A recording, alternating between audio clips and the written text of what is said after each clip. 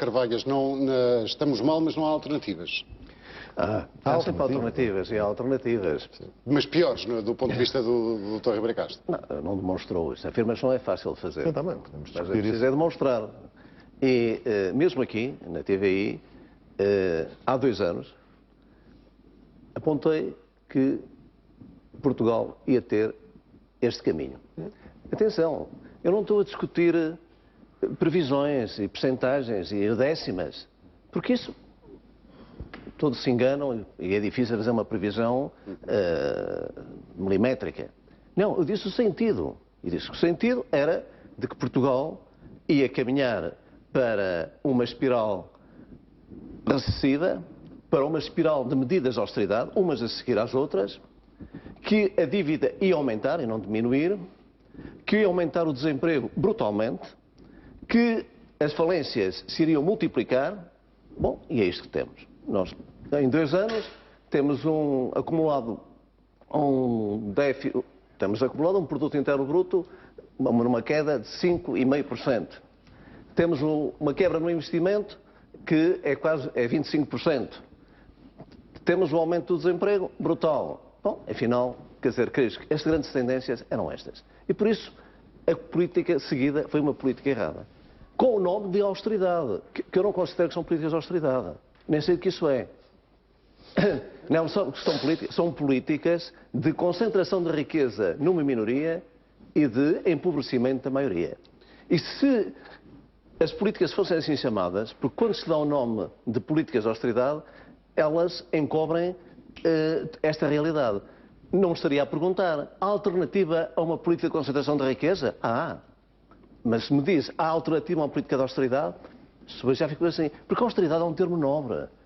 E daí permite logo uma deriva, que é a deriva de dizer as pessoas não foram austeras, andaram a consumir mais do que aquilo que podiam. E não andaram? Não. As pessoas andaram a consumir mais do que podiam. Foi esse o discurso que ouvimos todos?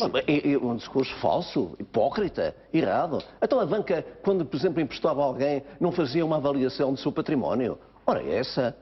Então alguém empresta a viver acima das suas possibilidades. Quem andou a viver acima das suas possibilidades em Portugal foi a banca.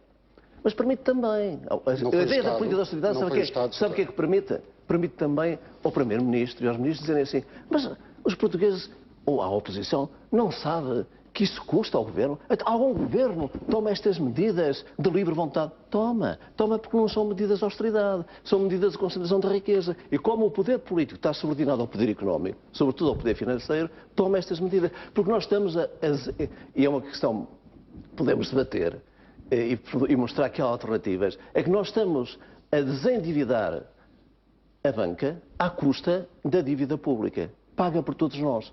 Porque quando falamos, por exemplo, nos 4 mil milhões que vamos cortar, sabe quanto é que nos vai custar o BPN? Bom, já estão em 7 milhões.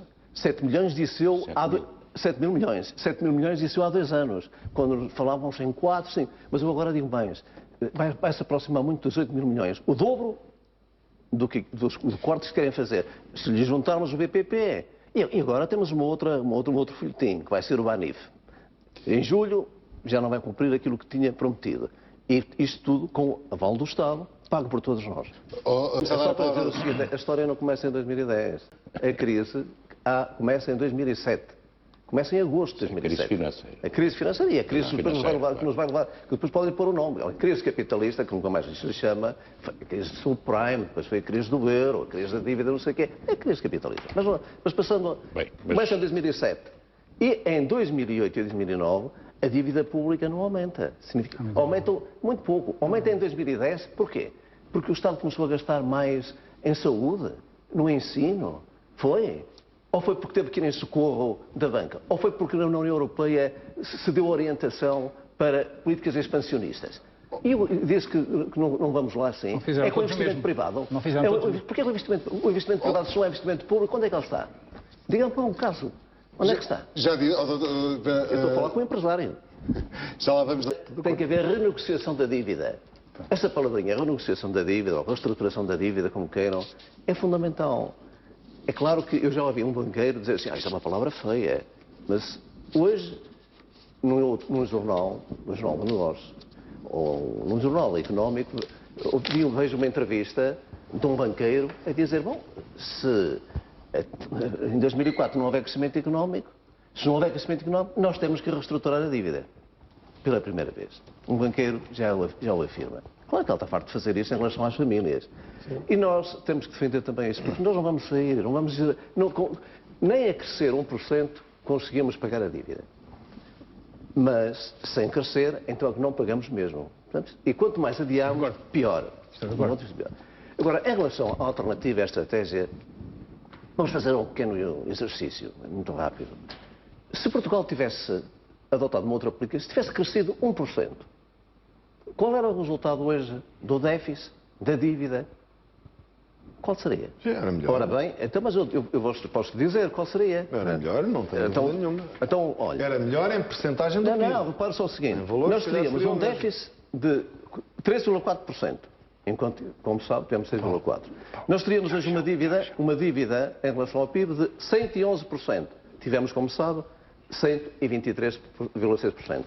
Mas se tivéssemos crescido 2%, 2 pontos percentuais, então nós teríamos hoje um déficit de 0,9, praticamente nulo. Mas isso é um bocadinho daquela história, se a minha avó não tivesse não é se a minha avó, é porque a política que foi seguida foi uma política que levava inevitavelmente à recessão, e a uma recessão que era incontrolável como é essa que se está a verificar.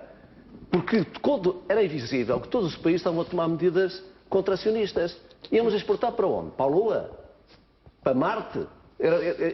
O mercado, quer dizer, não se olhava para o mercado interno, desaparecia. Bom, e agora os empresários, mesmo os empresários, aqueles que estão voltados uma parte para o mercado interno, vendem para quem? Nós, por este caminho, não pagamos a dívida, vai aumentar o desemprego, vão aumentar as falências e vamos ver no que é que isto vai dar. Nunca lá iremos numa só perna. Precisamos das duas. Isso foi o que disse o Jacques Delors hoje. Exportações e também mercado interno. Estamos de acordo. Então, vamos dizer, um êxito, o termos equilibrado, a balança comercial, quando, atenção, não houve nenhuma alteração estrutural. Não é porque nós temos um melhor aparelho produtivo. Isto só se deve ao facto de termos a partir de sempre. Se os portugueses deixassem de consumir um ano, nós tínhamos um superávit e pagávamos a dívida imediatamente. Agora, o que acontece é o seguinte, é que mal haja, como não houve nenhuma alteração de estrutura produtiva, como nós nos desindustrializamos e não nos vamos industrializar, o que significa que, aumentando um bocadinho o consumo, vamos ter outra vez os déficits. Inevitavelmente. Portanto, não foi nada. Isso é completamente uma mistificação. E mais ainda, sabe o que é mais ainda, mas vamos falando com dados. Mais ainda, é que como continuamos a privatizar, a vender empresas para pagar o déficit, que são os anéis, o que significa é que os dividendos, os lucros e os dividendos que saem são cada vez maiores. Ninguém fez contas a isso, ou pouca gente faz contas a isso. Mas era bom que se fizesse. Sabe quanto é que representa já os lucros e dividendos que saem do país? Em relação, por exemplo, a tudo o que vem da União Europeia. No ano passado já foi 1/3. E foi porque na União Europeia, no ano passado, veio os fundos que vieram para a ajuda ao nosso país e a antecipação foram até muito superiores ao ano anterior. Porque já está quase ela por ela. Olha, eu digo-lhe só o seguinte, tem aqui um gráfico, se juntarmos desde a União Europeia, desde 96, aqui em cima vem tudo o que veio da União Europeia, tudo, líquido. Tenho de mostrar para ali isso, para ali, Dr. Carlos Carvalho. Para ali? Está bom. Pronto. Aqui embaixo, tudo o que sai em lucros e dividendos, as privatizações e os juros que temos pago, naturalmente, para a distribuição do nosso aparelho produtivo. Veja, está praticamente equilibrado. Isto é, aliás, andaram aqui há uns dias a dizer, recebemos não sei quantos milhões por dia. E quanto é que sai? Quem foi o país que mais beneficiou com tudo isto? A Alemanha. Na atualidade, nós não vamos ter crescimento nenhum em 2014. E, aliás, são as previsões, mas eu até concedo. Mas que crescimento?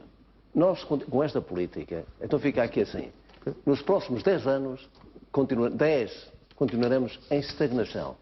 Crescimento de 0,5%, 1%. Estavelmente 34% precisamos do PIB, resolver três nós questões não fundamentais. conseguimos Primeiro, quadro o financiamento, que baixar a carga das fiscal dívidas. e desenvolver a Segundo, economia. crescimento económico. Terceiro, produtividade. Doutor Patrício Gouveia, Agora, há uma realidade também, é que é esta. É que, infelizmente é assim, com o PS ou com o PSD, ou é com PECs ou com troicas. E temos que sair disto. Contra a troika. O CDS está muito... Faz que sim. Não. Faz que O sim. CDS Faz de não. conta. Já tem o número preparado. Mas não é Qual para é o número? agora. Qual é o número? É só depois da Não, troika. posso depois da chegar ao fim? Qual é o número? Rapidamente. O número é muito simples.